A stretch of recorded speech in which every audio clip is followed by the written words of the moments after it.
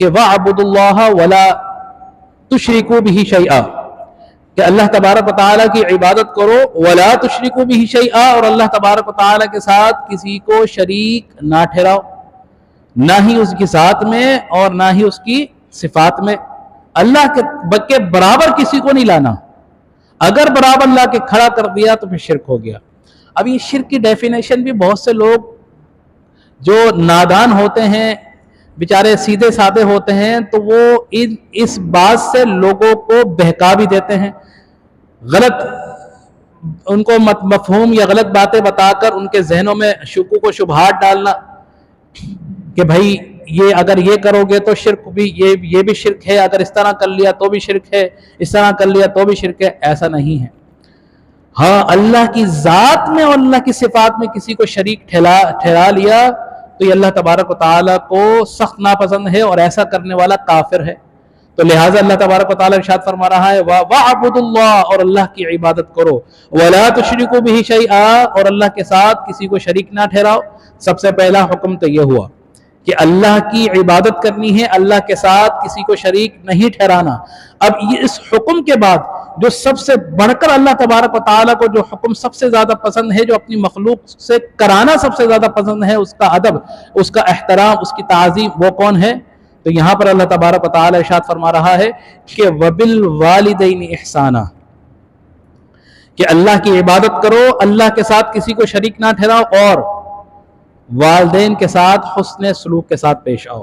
وَبِالْوَالِدَيْنِ، والدین ماں اور باپ دونوں شامل ہیں، حسن سلوک کے ساتھ پیش آنا۔ اب حسن سلوک میں بہت سے معاملات شامل ہیں۔ اب اس کے بعد کیا ہوا کہ وَبِذِي الْقُرْبَى، اور قریب کے رشتہ داروں کے ساتھ، وَالْيَتَامَى، اور یتیموں کے ساتھ۔ اب یہ جو احساناً ہے یہ سب پر لاگو ہو رہا ہے۔ وَبِالْوَالِدَيْنِ إِحْسَانًا، والدین کے ساتھ احسان کرو، وَبِذِي الْقُرْبَى إِحْسَانًا، اور قریب کے رشتہ داروں کے ساتھ احسان کرو، حسن سلوک کے ساتھ پیش آؤ، وَالْيَتَامَى، یتیموں کے ساتھ احسان کرو، حسن سلوک کے ساتھ پیش آؤ، وَالْمَسَاكِينِ، مسکینوں کے ساتھ، محتاجوں کے ساتھ حسن سلوک کے ساتھ پیش آؤ، ان کے ساتھ احسان کرو، وَالْجَارِ ذِي الْقُرْبَى، قریب کے ہمسایوں کے ساتھ حسن سلوک کے ساتھ پیش آؤ، ان کے ساتھ اچھا برتاؤ کرو، وَالْجَارِ الْجُنُبِ، دور کے ہمسایوں کے ساتھ اچھا برتاؤ کرو، ان سے حسن سلوک کے ساتھ پیش آؤ، وَالصَّاحِبِ بِالْجَنبِ، اپنے کروٹ والوں کے ساتھ، جو آپ کے ساتھ رہنے والے ہیں، آپ کے ساتھی ہیں۔ بہت سے لوگ رشتہ دار نہیں ہوتے، ہمسائے نہیں ہوتے، لیکن آپ کے ساتھ رہتے ہیں، سفر میں ساتھ ہیں، میاں بیوی ہونے کی صورت میں، ازدواجی تعلقات ہونے کی صورت میں ہم سفر ساتھی بن گئے، سفر کر رہے ہیں ساتھی بن گئے، کلاس روم میں ساتھ بیٹھے ہوئے ہیں وہ ساتھی بن گئے۔ تو اس میں تو وہ تمام کے تمام لوگ شامل ہیں جو آپ کے ساتھ ہیں، آپ کے کروٹ والے ہیں۔ وَابْنِ السَّبِيلِ، اور مسافروں کے ساتھ، اس میں مہمان بھی شامل ہیں۔ وَمَا مَلَكَتْ أَيْمَانُكُمْ، اور جو تمہارے دائیں ہاتھوں کی ملکیت ہیں، یعنی کہ جو تمہارے ذمے ہیں۔ پہلے ادوار میں غلام ہوتے تھے، لونڈیاں ہوتی تھیں، لیکن اگر اس میں تھوڑا سا آپ یہ شامل کر لیں کہ آپ کے ذمے جو لوگ ہیں، یعنی اگر آپ کسی آفس کے کسی بھی کاروبار کے مالک ہیں، آپ کے زیر انتظام جو لوگ کام کرنے والے ہیں وہ بھی آپ کے ذمے ہیں، کیونکہ آپ کے ساتھ ہیں نا، آپ کے ساتھ منسلک ہیں۔ اللہ تبارک و تعالیٰ نے ان کی روزی آپ کے ساتھ منسلک کر دی، آپ کو ان کا حاکم بنا دیا، تو ان کے ساتھ کیا کرنا ہے؟ احسانہ، حسن سلوک کے ساتھ پیش آنا ہے، احسان کرنا ہے۔ ان اللہ لا يحب، کہ اللہ تبارک و تعالیٰ نہیں پسند کرتا، یعنی کہ اللہ تبارک و تعالیٰ نہیں محبوب رکھتا، دوست نہیں رکھتا، پسند نہیں کرتا کس کو؟ من کان مختالا فخورا، کہ اس کو جو فخر کرنے والا ہو، تکبر کرنے والا ہو۔ اب یہ آیت مختلف معاملات میں احکام درجہ بدرجہ بیان فرما رہے ہیں۔ ایک تو اللہ کی عبادت اور اللہ کے ساتھ شریک نہیں ٹھہرانا، سب سے پہلا حکم تو یہ ہو گیا کہ ہم کس کی عبادت کرنے والے ہیں، ہمارا معبود کون ہے؟ اللہ تبارک و تعالی ہے۔ اور اللہ تبارک و تعالیٰ کے علاوہ کوئی اور اللہ کا شریک نہیں ہے، وہ وحدہ لا شریک ہے، نہ ہی وہ کسی کا باپ ہے اور نہ ہی وہ کسی کا بیٹا ہے، وہ ہر چیز سے بے نیاز ہے، اس کے ساتھ نہ اس کی ذات میں اور نہ اس کی صفات میں کوئی شریک ہے۔ اس عقیدے کے بعد اب اللہ تبارک و تعالیٰ حقوق العباد جو انسان کو بیان فرما رہا ہے وہ کیا ہے کہ والدین کے ساتھ حسن سلوک کے ساتھ پیش آنا۔ والدین کے ساتھ حسن سلوک کیا ہے کہ والدین کا ادب احترام کرنا، ان کی اطاعت کرنا، ان پر بقدر استطاعت اپنا مال خرچ کرنے کی اگر ضرورت ہو تو بخل نہ بننا، ان پر مال خرچ کرنا، یہ والدین ہیں۔ ان کے ساتھ خندہ پیشانی کے ساتھ پیش آنا، ان کی بات سنتے ہوئے اپنے جو ماتھے ہے ماتھا اس پہ بل نہیں لانا، ان کی بات ماننا۔ حضور علیہ الصلوۃ والسلام نے حضرت ابو ہریرہ رضی اللہ تعالیٰ عنہ سے مروی ہے کہ آپ نے فرمایا کہ خاک آلود ہو اس کی ناک، خاک آلود ہو اس کی ناک، خاک آلود ہو اس کی ناک۔ حضور علیہ الصلوۃ والسلام سے پوچھا کہ یا رسول اللہ صلی اللہ تعالیٰ علیہ وسلم کس کی ناک خاک آلود ہو؟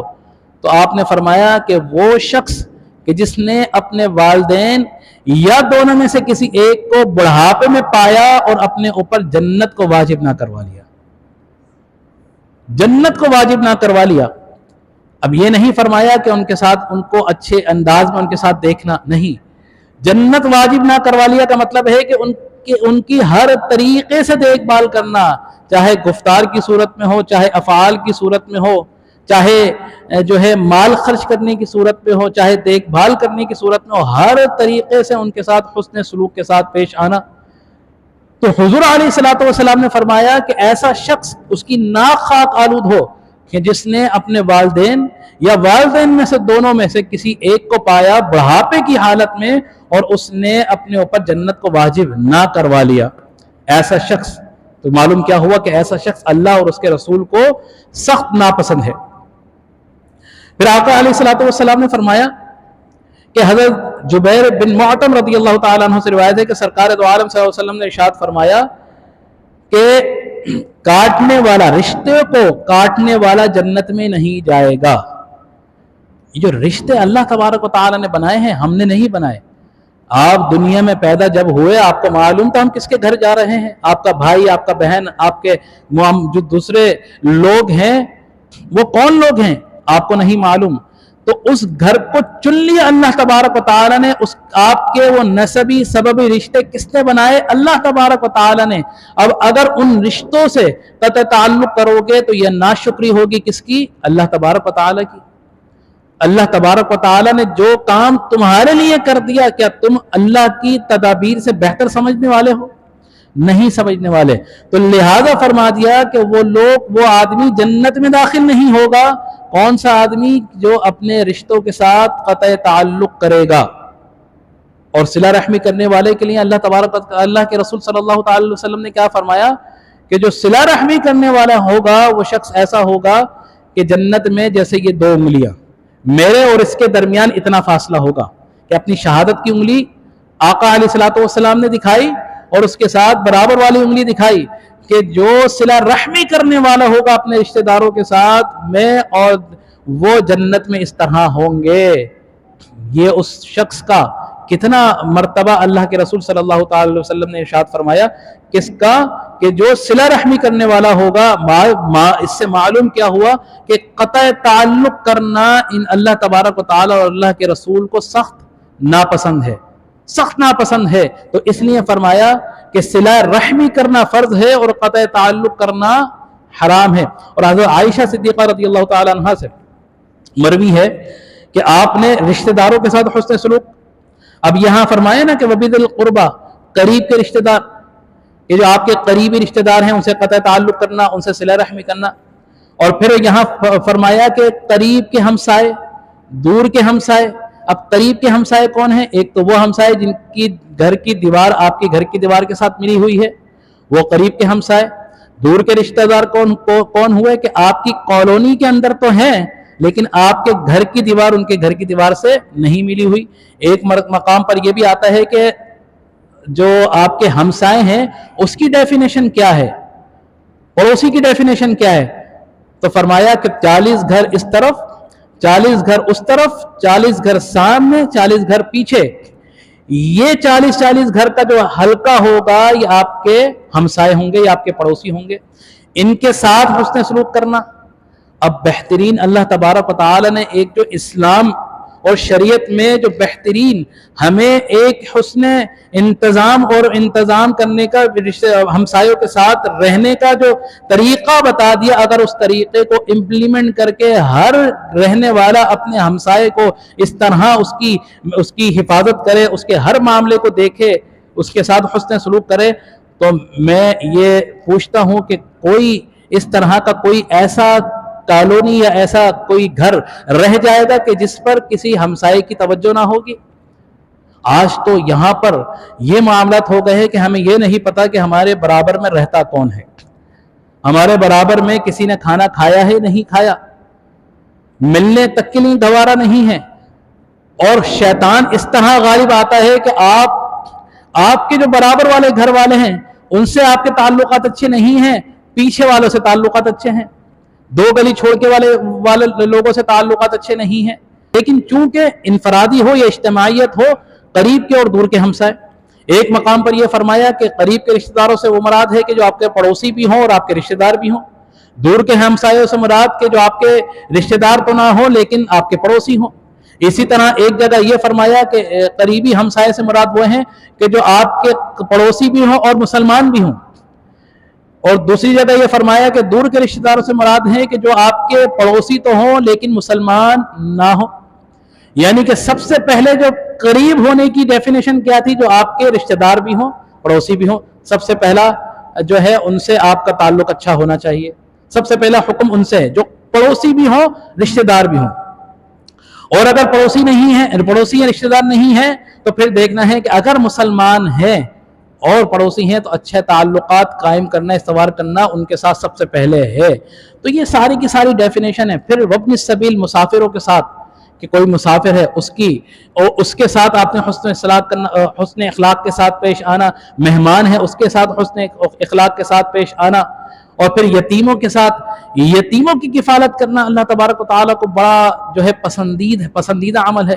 اللہ اور اس کے رسول صلی اللہ تعالی علیہ وسلم اس شخص کو بڑے محبوب فرماتے ہیں کہ جو یتیموں کے ساتھ حسن سلوک کے ساتھ پیش آتا ہے۔ اسی میں اگر ہم پیچھے چلیں تو چوتھے سپارے میں یتیموں کے ساتھ حسن سلوک کے ساتھ، ان کے ساتھ کس طرح آپ نے زندگی کے معاملات کو گزارنا ہے، وہ تمام کے تمام اللہ تبارک و تعالیٰ نے قرآن پاک میں بڑی ڈیٹیل کے ساتھ بیان فرمائے ہیں۔